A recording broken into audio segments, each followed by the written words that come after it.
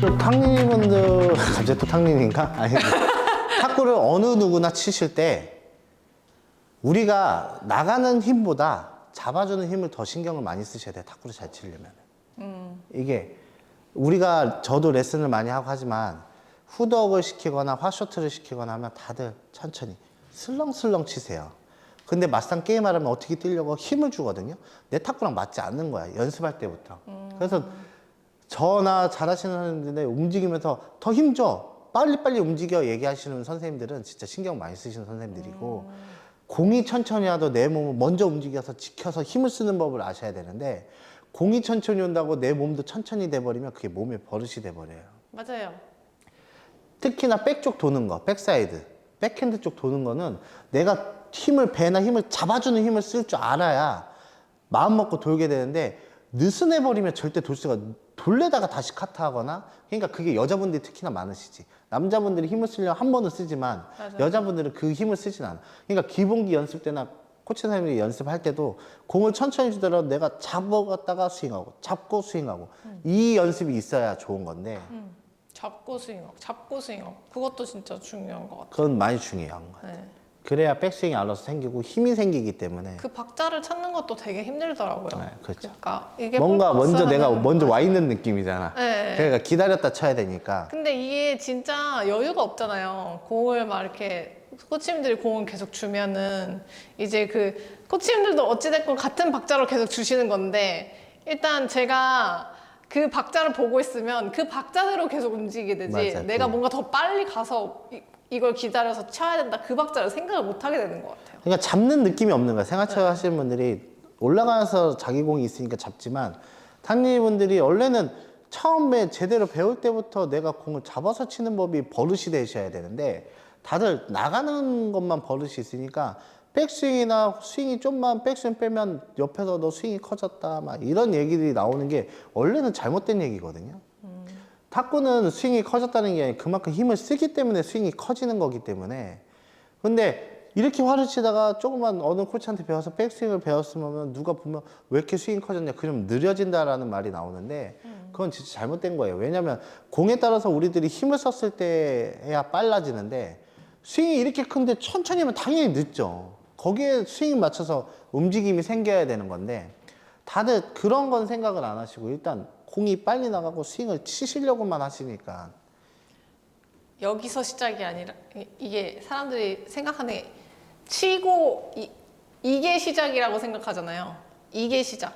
근데 사실 백스윙 나가져 있는 여기가 시작점인 거기가 거잖아요. 돌아져 시작점인 있는 여기가 시작점, 이렇게 다시 돌아오는 것까지 그게 시작점인데 하나라고 전 많이 얘기를 해요. 네. 왜냐면은 우리가 딱 쳤으면 이게 하나지.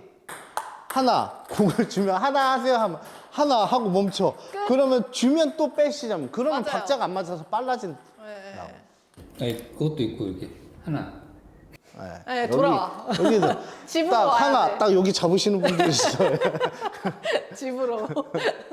잡으시는 분들도 주차를 많고 했다가 이게 이제 다시 나가. 너무 다양하게 이게 생활체육이 탁구가 그나마 아직도 테니스는 이렇게 잡고 있다가 치고 또 잡고 이렇게 돌고 이렇게 치고 하잖아요. 잡고 돌고 치고. 그러니까 테니스 같이 긴 거를 해나가는데 탁구는 그 안 되잖아요. 아, 그러니까 이게 탁구가 이게 코치님들도 비하하는 게 아니고 워낙 이 인구가 많잖아. 탁구 인구가요. 수용수는 많은데 코치분들이 많이 생기시는 거잖아. 그렇죠? 이게 만약에 배드민턴처럼 아마추어 분들이 레슨을 안 가르치고 샵을 차리지 못하는 거였으면은 이렇게 안 쳤었을 것 같아. 솔직히 한 마음으로. 제대로 선수들이 나와서 가르치는 게 융통성이 되면서 이랬었으면은 좀 더 탁구 생활체육이 좀 체계적이지 않았었을까라는 약간 말을. 표준이 잡혀 있지 않았을까? 네, 아, 그렇죠. 옛날에 다양성이. 88 때부터 해가지고 좀 막 치는 건 있었지만 조금만 이게 탁구 쪽에서 좀 치시면 가르치시는 분들이 워낙 많으시니까 이게 선수들이 가르쳤다고 해서 정답은 없어요. 없는데 그래도 선수들은 배운 사람들은 그 체계적인 과정은 알잖아요. 그렇죠. 그러면 전체적으로 그게 딱 되는데 잡히는 거죠. 이게 워낙 워낙 사람들도 많으시고 치시는 분들 많으시니까 선생님들도 또 모질라고 그러니까 코치를 해주실 잘 가르치시는 분들도 있지만 그게 이게 기준치가 너무 다르니까 그쵸. 아마추어 분들이 생각하시는 기준치 저희들이 생각하는 기준치 이게 다르니까 가르치는 방식이 아예 다른 것 같아요 탁구가. 근데 배드민턴이나 탁구나 아니 탁구란다 테니스나 이거는 아마추어 분들이 레슨을 못 하게 돼 있잖아요. 못 하게 그래요? 돼 있어요. 배드민턴은 A, B, C, D로 해가지고 초등학교 선수 레슨비, 중학교, 고등학교, 대학교 프로 레슨비가 다 달라요. 그래서 애들이 새벽만 하고도 잘 벌어요.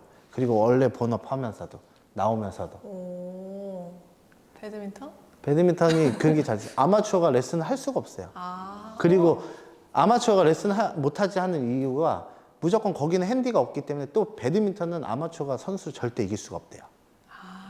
절대. 핸디가 없어서. 핸디도 없고 핸디를 잡더라도 이기기가 힘들대요.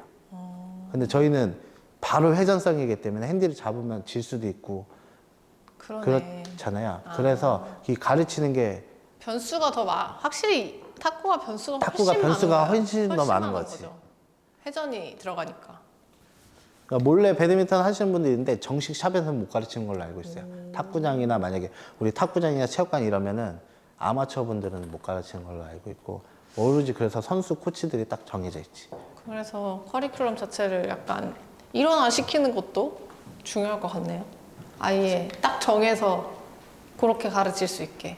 그것도 한번 그렇죠. 어때요? 코치님 만들어 보세요. 아니 저는 힘이 없어가지고. 탁구는 뭐 동사무소 시작해서 네, 그러니까요. 기본 어르신들이 아직도 많이 많으셔가지고. 있으니까. 그게 탁구의 장점이잖아요. 그게 장점이죠. 예. 접근성이 오히려 좀 더 쉬울 수도 있죠. 만약에 탁구가 배드민턴처럼 했다 하면은 아마 우리는 24시간 레슨해도 모자랄걸요? 그러니까. 네, 만약에 진짜 그러면 그래서 옛날에 이게 세는데 옛날에 선생님들이 윤한규 선생님이나 이게 지도자 협회가 있었어요. 생활체육 하시는 분들이 레슨을 못하게 만드시려고 아, 그 협회가 있었어요. 네. 예, 배드민턴처럼 바꾸고 싶고 배드민턴처럼. 이 후배들이나 선수들이 더 다양성 있게 돈을 벌거나 이 탁구가 성공을 못했더라도 이런 데서 성공할 수 있게끔 만들고 싶으셔가지고 만드셨는데 워낙 인구가 많고 그 수용을 못하니까 생활체 하시는 분들이 더 많이 생기신 거지. 더 그리고 매력도 있고. 그렇군요.